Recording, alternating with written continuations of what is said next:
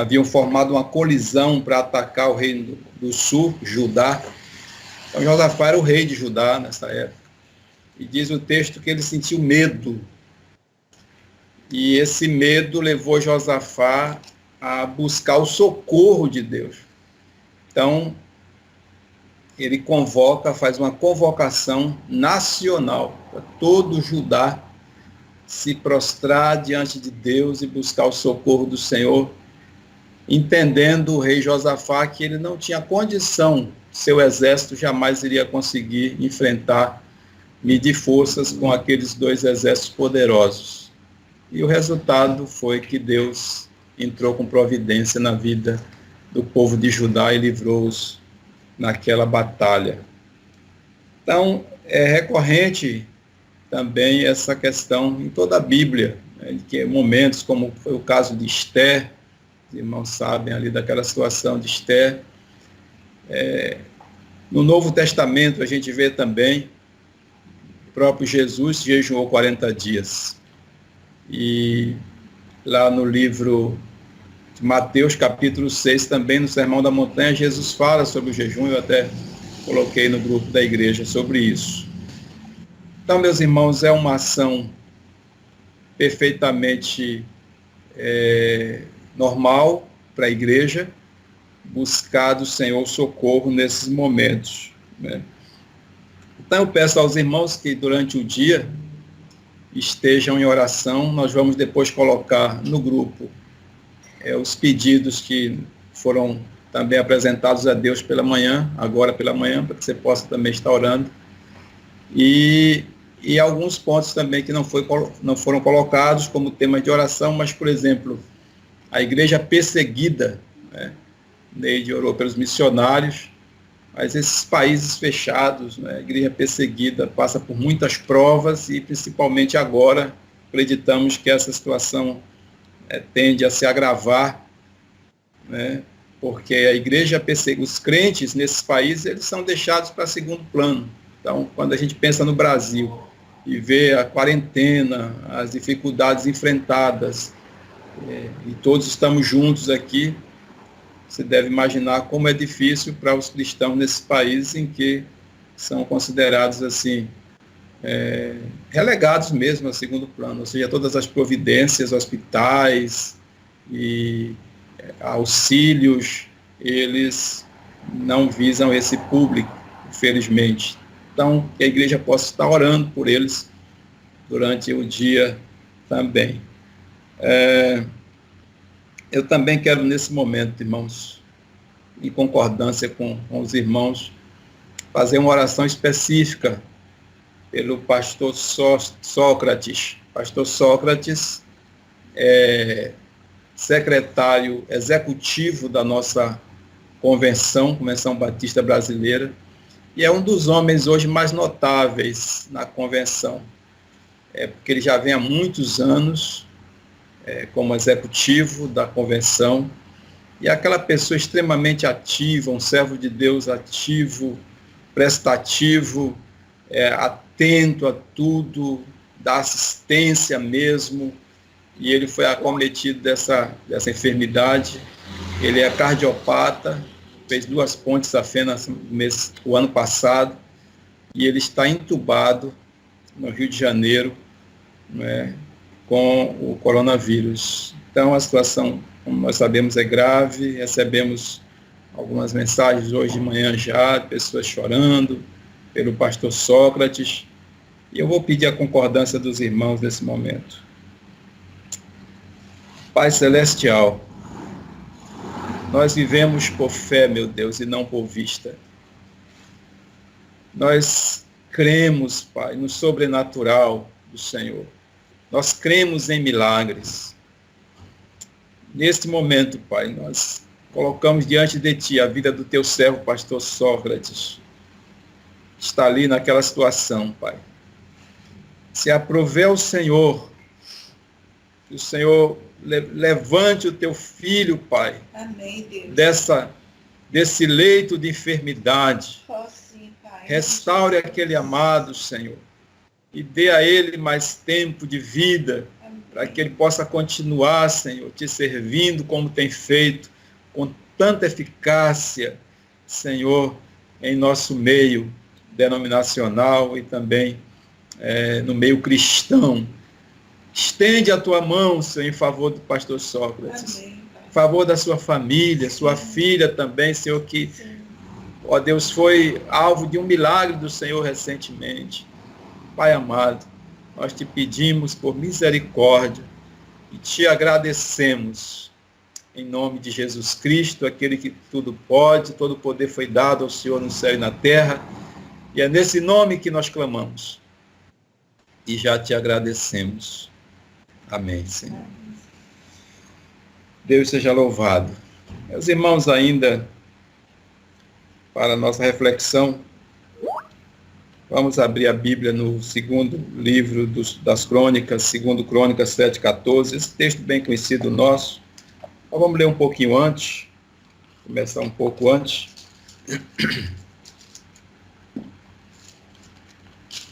No capítulo 7, a partir do versículo 11.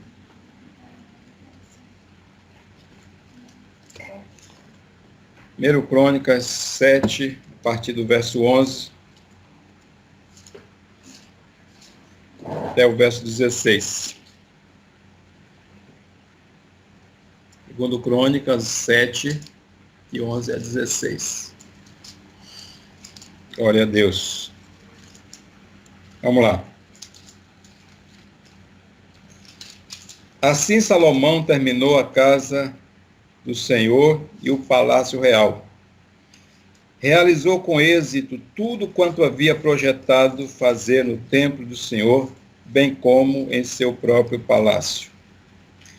Então aconteceu que o Senhor apareceu a Salomão durante a noite e lhe declarou: eis que ouvi a tua oração, essa oração está aí no capítulo 6, e escolhi este lugar para mim como casa de sacrifício. Versículo 13. Se eu fechar o céu para que não derrame a chuva, ou ainda se ordenar aos gafanhotos que devorem a terra, ou mesmo enviar a praga sobre a minha própria gente, e se este meu povo, que se chama pelo meu nome, se humilhar, orar, buscar a minha face, e se afastar dos seus maus caminhos, dos céus o ouvirei, perdoarei o seu pecado e seus erros, e curarei a sua terra. De hoje em diante os meus olhos estarão observando e os meus ouvidos atentos à oração que serão realizadas neste lugar. Aí no verso 16. Escolhi, pois, e consagrei essa casa para que o meu nome habite nela para sempre, e os meus olhos e o meu coração estejam perpetuamente apegados a ele. Amém. Essa é a palavra do Senhor em 2 Crônicas 7, do 11 ao 16. Meus amados, como falamos no início, nós não estamos aqui para discutir Deus está punindo o seu povo, a terra, se houve realmente esse conspiracionismo da China. Mas uma coisa a gente tem que concordar. O único que tem poder para permitir ou impedir qualquer coisa é Deus. Só Ele pode. Então, por aí é o propósito, né? Que Deus tenha nos falar também sobre esse tempo. O templo de Salomão ficou pronto por uma tarefa árdua. Salomão construiu o templo, construiu o seu palácio também. E quando o templo ficou pronto, então Salomão, a primeira coisa que Salomão fez foi consagrar esse templo ao Senhor. Está lá no capítulo 6 do segundo livro das Crônicas, nós lemos o 7, no capítulo 7, mas no capítulo 6, o capítulo anterior, ele vai mostrar essa consagração, a oração de Salomão, uma oração longa, consagrando e dedicando ao Senhor o templo. E aí, no capítulo 7, Deus responde ao rei Salomão. E a primeira coisa que a gente vê aí no do texto que nós lemos, Deus fala assim: ouvi a tua oração e aceitei esse lugar como sendo casa de sacrifício. Então Deus ali como que bate o carimbo, ele ratifica o templo como sendo casa dedicada ao Senhor. Ele ouve a oração de Salomão lá do capítulo 6. E aí Deus traz os 3 sis, né? Que são muito importantes. Curioso, depois os irmãos vão ver como é interessante o número 3 aqui, e a gente sabe a importância do número 3 na Bíblia, principalmente falando da Trindade, né? Mas aqui tem 3 sis, ele diz o seguinte: se eu fechar o céu para que não chova, se eu ordenar uma praga de gafanhotos normalmente eles destruíam toda a vegetação. E o terceiro, se eu ordenar a praga sobre o povo. Então nós estamos aí no meio de uma pandemia, que é uma praga mesmo, né? Então, se esses 3 eventos acontecerem, e é claro, eles só aconteceriam na medida em que a aliança fosse quebrada, né? Deus tinha uma aliança com Israel e essa aliança foi renovada aqui na inauguração do templo. Então, o Senhor disse: se essa aliança for quebrada, se eu manifestar esses 3 eventos, então, aí vem também 3 ações que o povo deveria tomar. Essas 3 ações estão aí no versículo 7. Ou melhor, no versículo 14. E aí ele diz o seguinte: se o meu povo se humilhar, então, primeiro passo.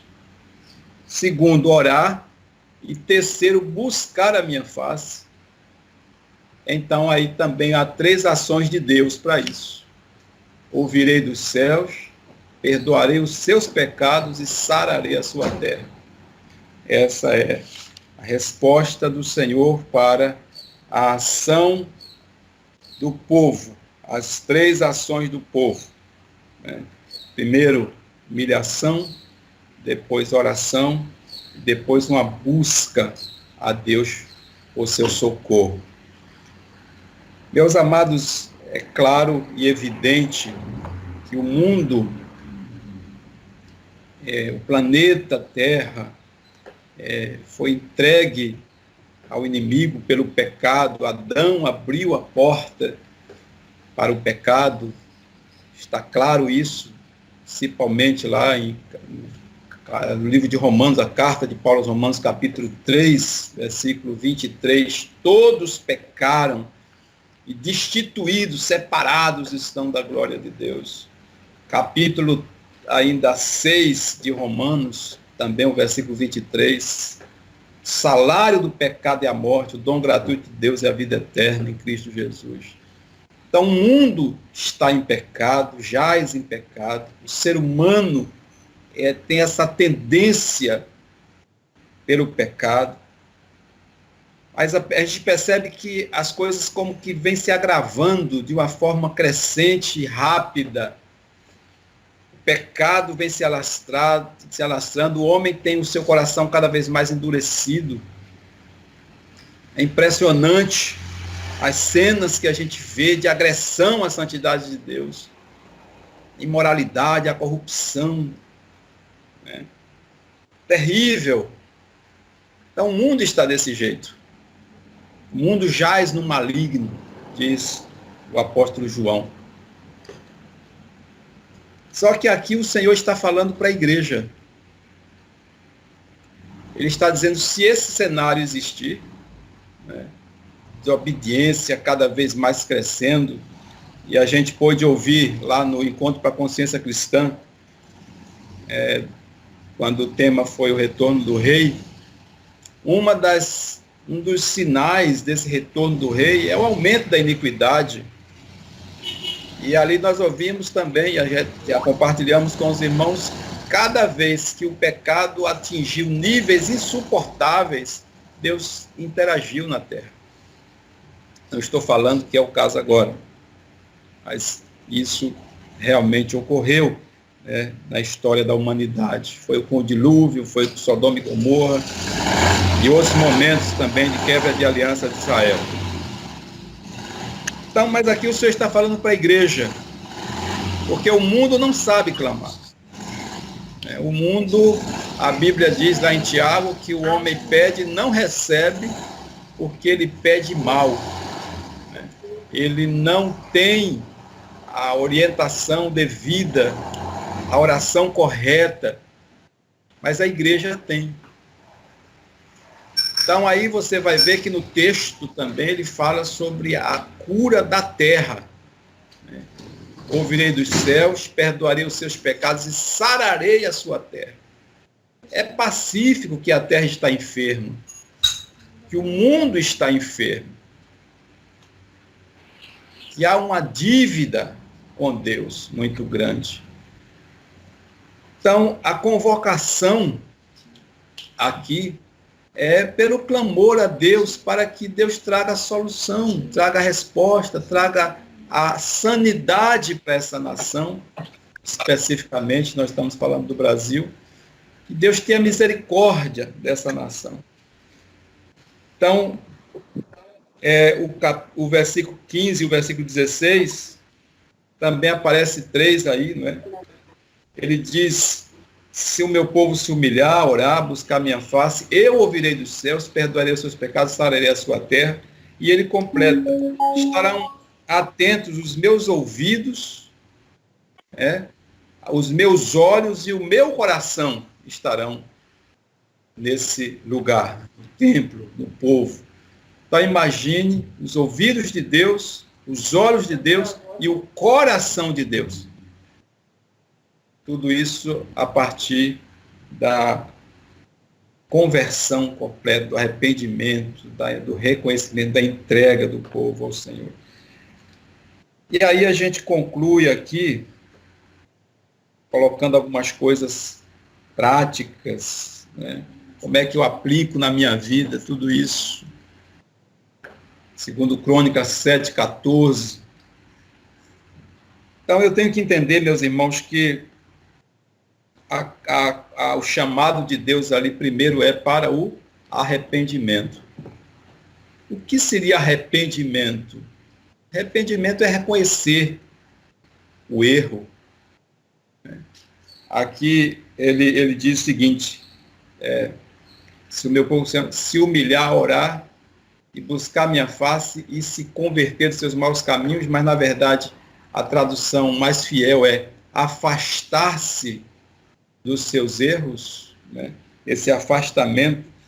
Então, se o meu povo se humilhar, a primeira ordem é essa, nós precisamos entender que o arrependimento não se justifica se não houver o reconhecimento. Eu não posso me arrepender de uma coisa que eu acho que não errei. Eu só me arrependo quando eu entendo, eu reconheço que errei. Então, primeiro vem o reconhecimento, depois o arrependimento. Então, Deus quer que a gente tenha isso, que a igreja do Senhor também procure enxergar isso, ter essa visão, que não é só o mundo, mas a igreja do Senhor também tem cometido seus erros, suas falhas, seus pecados. Então, nós temos que trazer essa realidade para nós também. E como eu falei, se o mundo não tem esse entendimento de arrependimento, de busca de Deus, a igreja tem esse entendimento, e a igreja está aqui para isso. Essa é a nossa tarefa principal. É ser sal e luz desse mundo, meus irmãos. É fazer a diferença aqui nesse mundo. A igreja tem essa proposta. Deus estabeleceu a igreja para isso. O socorro do Senhor, ele é buscado pelo povo do Senhor. Em toda a história você vai ver isso. Claro que existe ali uma exceção no caso de Nínive, no livro lá, profeta Jonas, quando o rei de Nínive convoca todo o seu povo para um jejum. Tem uma cidade aqui no Brasil, uma cidade de Minas, que o prefeito fez isso. Hoje, ele convocou todo o município para jejuar, crente, não crente, seja lá quem for. Claro que ele sabe que nem todos cumprirão, mas ele fez essa convocação, esse decreto na cidade. E ali o rei de Nínive, a capital da Síria, fez essa convocação, entendendo a maldade que havia naquela cidade. E Jonas foi lá, pregou o evangelho e Deus ouviu o clamor daquele povo. Mas a rigor, quem busca o socorro de Deus é o povo de Deus, é a igreja do Senhor. E essa igreja precisa estar curada. Os irmãos se lembram que lá no tabernáculo e depois no templo, quando o sacerdote ofereceu o sacrifício, primeiro ele oferecia o sacrifício por ele mesmo e por sua família, para depois oferecer para o povo. Então a igreja precisa clamar, precisa, mas a igreja precisa estar curada também, precisa estar restaurada, precisa ter sanidade. Essa é uma realidade.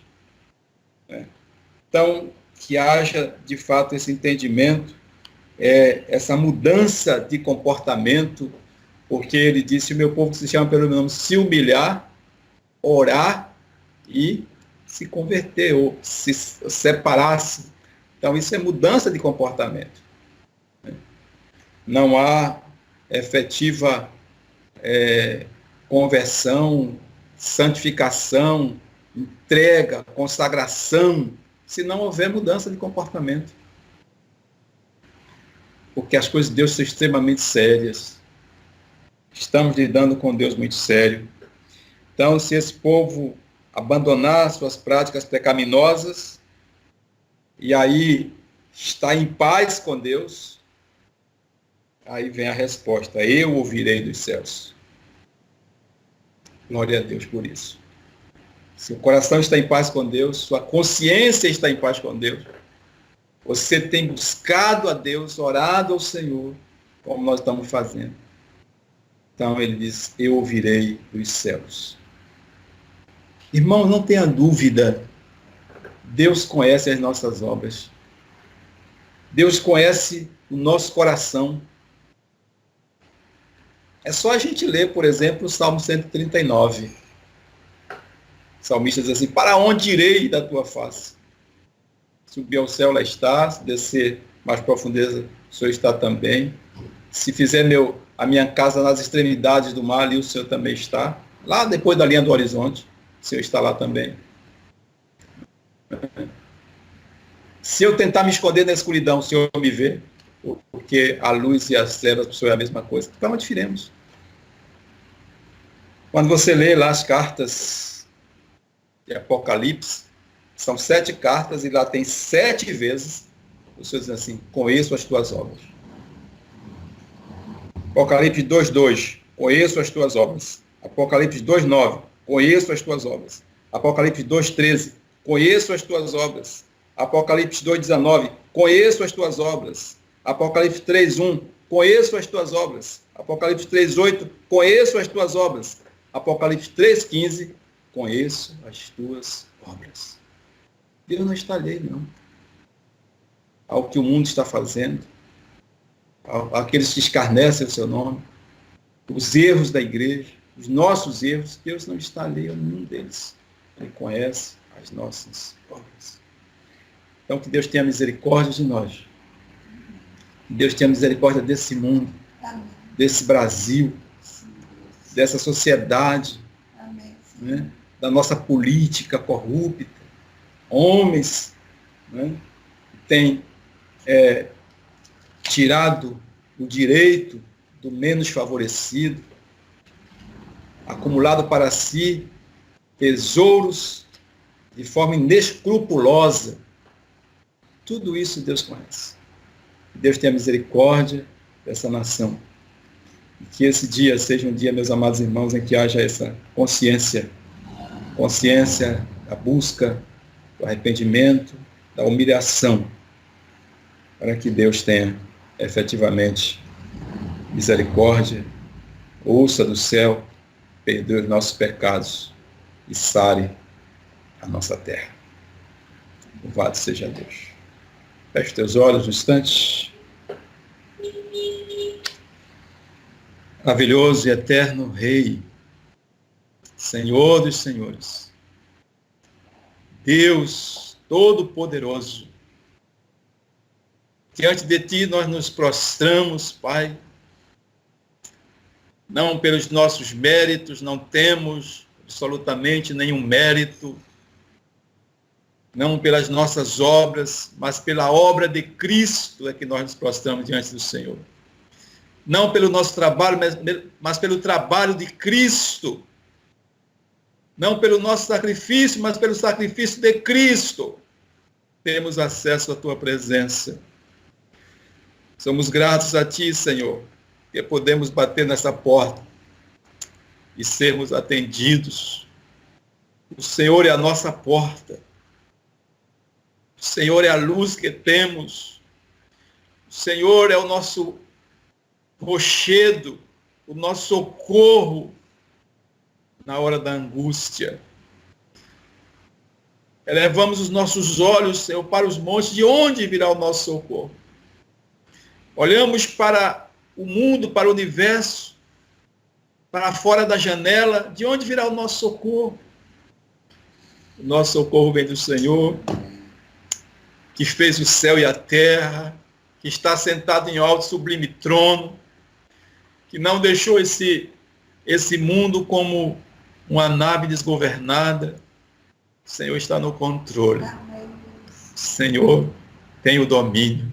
O Senhor tem a autoridade. E é diante de Ti, Pai, que nós nos prostramos agradecidos por isso. Porque também um dia entendemos essa mensagem. E, ó Deus, nos rendemos ao Teu senhorio. Perdoa os nossos pecados. Perdoa os pecados do Brasil. Perdoa os pecados dessa nação, Senhor.